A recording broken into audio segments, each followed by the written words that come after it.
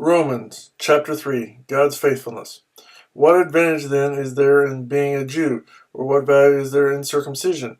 Much in every way. First of all, they have been entrusted with the very words of God. What if some did not have faith? Will their lack of faith nullify God's faithfulness?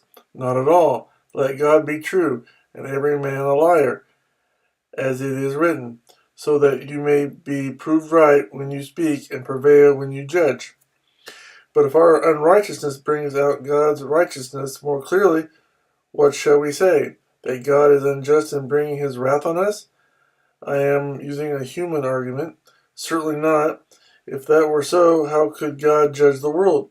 Someone might argue, if my falsehood enhances God's truthfulness and so increases his glory, why am I still condemned as a sinner?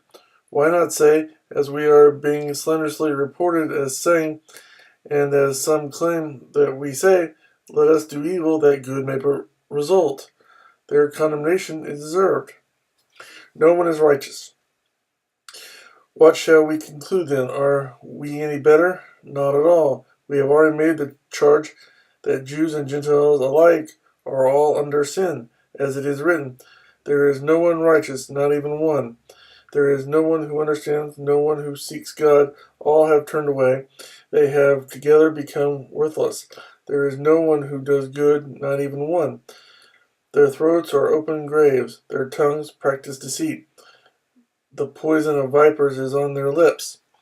Their mouths are full of cursing and bitterness. Their feet are swift to shed blood. Ruin and misery mark their ways, and the way of peace they do not know. There is no fear of God before their eyes. Now we know that whatever the law says, it says to those who are under the law, so that every mouth may be silenced and the whole world held accountable to God. Therefore no one will be declared righteous in his sight by observing the law. Rather, through the law we become conscious of sin. Righteousness through faith. But now a righteousness from God apart from law has been made known, to which the law and the prophets testified.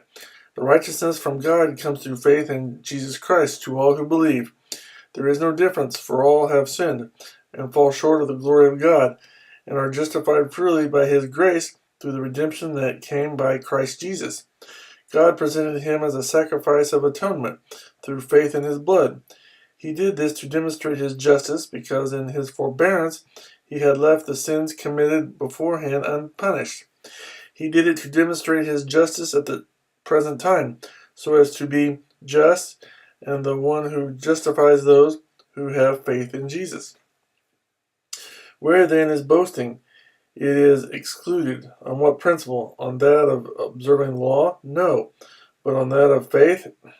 For we maintain that a man is justified by faith apart from observing the law.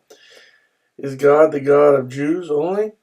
Is he not the God of Gentiles too? Yes, of Gentiles too, since there is only one God, who will justify the circumcised by faith and the uncircumcised through that same faith. Do we then nullify the law by this faith? Not at all. Rather, we uphold the law.